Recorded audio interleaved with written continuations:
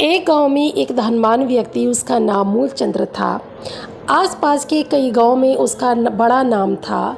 धनवान होने के कारण वो गरीब लोगों की इज्जत नहीं करता था, यहाँ तक कि वो गरीब लोगों से बात भी नहीं करता था।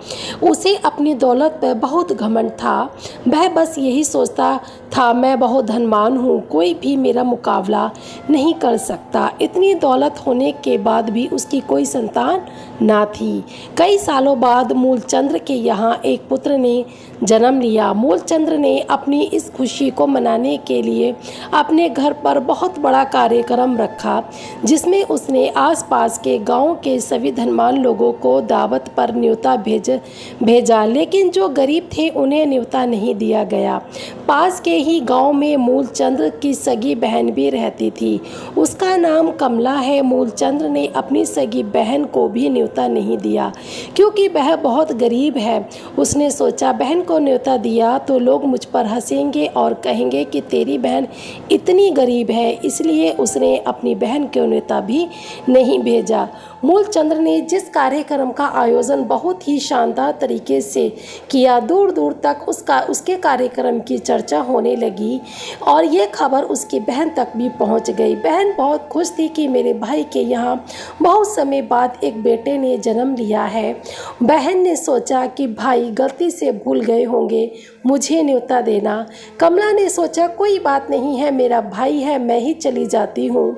उसने अपने भाई के यहाँ जाने की तैयारियां शुरू कर दी। जिस दिन वह कार्यक्रम था उस दिन बहन सुबह सुबह ही अपने भाई के घर जाने के लिए निकल पड़ी।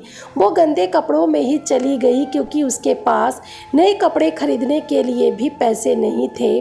जब कपड़े देखे और सोचने लगी, कोई बात नहीं है, कपड़े गंदे हैं तो अपने घर जा रही हूँ, किसी गैर के घर नहीं।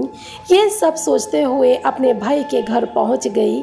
जैसे ही वह अपने मायके पहुँची, वहाँ का सुंदर आयोजन देखकर वह बहुत खुश हुई और उसे अपने भाई पर बहुत गर्व हुआ। जब वह घर के भीतर जा रही थी तो उसने देखा उसका भाई मेहमानों का स्वागत करने में लगा हुआ है। बहन जैसे ही अपने भाई की तरफ उससे मिलने के लिए बढ़ी, उसके भाई की नज़रें उस पर पड़ गईं और अपनी बहन को ऐसे मैले पुराने कपड़ों में देखकर भाई ने उससे मिलना तो दूर चुपचाप वहाँ से निकल गया। बहन ने सोचा, इतने सारे काम है, वो अकेला ही कर रहा है, शायद कुछ काम याद आ गया होगा, हो सकता है इसलिए चला गया होगा। बहन बाद में अपने भाभी से मिलने गई। भाभी ने उसका स्वागत किया और उसे खाना खाने के लिए कहने लगी। बहन ने सोचा, ठीक है, पहले खाना खा लेती हूँ, फिर बाद में आराम से भाई से मिलूंगी। बहन खाना खाने के लिए बैठ गई। भाई ने देखा कि अपने सभी धनवान मेहमानों के बीच उसकी गरीब बहन बैठी हुई है। सभी कीमती पोशाक पहने लोगों के बीच उसकी बहन जो पुराने मैले कपड़े पहनकर बैठी थी, यह मूलचंद्र से देखा नहीं गया। उसने अपनी बहन को अपने पास बुलाया और अपनी सगी बहन को बहुत बुरा भला कहने लगा कि आज तुमने मुझे किसी को मुंह दिखाने लायक नहीं छोड़ा। सब मेरी मजाक उड़ाएंगे कि तुम्हारी बहन इतनी गरीब है।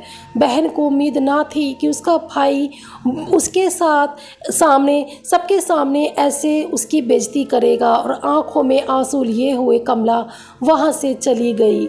कमला को विश्वास नहीं हो रहा था कि उसका भाई ऐसा व्यवहार कर सकता है। कमला रोती हुई जा रही थी। रास्ते में उसे अपने बचपन की सहेली मिली। उसने कमला से रोने का कारण पूछा, लेकिन कमला टालने लगी। उसकी सहेली उस पर जोर डालने लगी। फिर कमला ने सब बता दिया। कमला की दोस्त बहुत ही समझदार थी। उसने कहा, तुम मेरी एक बात मानोगी, बस तुम घर में रहकर कुछ ऐसा काम करो जो तुम बहुत अच्छे से कर सकती हो। कमला ने हाँ कर दी और घर में रहकर ही उसने एक छोटा बिजनेस शुरू कर दिया और देखते देखते कमला का वो बिजनेस चल पड़ा। फिर क्या, कमला ने गांव की महिलाओं को भी काम पर रख लिया। कमला अपने भाई से भी ज़्यादा धनवान हो गई। भाई को जब यह पता चला कि उसकी बहन उससे भी ज़्यादा धनवान हो गई है तो उसने सोचा क्यों ना अपनी बहन से मिला जाए। और मूलचंद्र अपनी बहन के घर की तरफ निकल गया। वो अपनी बहन के घर पहुंच गया और बहन ने बहुत ही शानदार तरीके से अपने भाई का स्वागत किया। फिर मूलचंद्र की आंखें शर्म से झुक गई। वो अपनी बहन की तरफ देख भी नहीं पा रहा था। फिर मूलचंद्र ने अपनी बहन को दावत पर आने का न्योता दिया और चला गया। कुछ दिन बाद कमला अपने भाई के घर बहुत सारे जेवर पहनकर गई। भाई भी बहन के स्वागत के लिए दरवाजे पर ही खड़ा था। कमला के ऐसे ठाट बाट देखकर पूरा गांव दंग था, लेकिन कमला की सहेली बहुत खुश थी। कमला को देखकर भाई ने अपनी बहन के स्वागत में कोई कमी न छोड़ी। कमला को चांदी के बर्तन में खाना परोसा गया। 12 तरह के पकवान थे। कमला खाना खाने बैठी लेकिन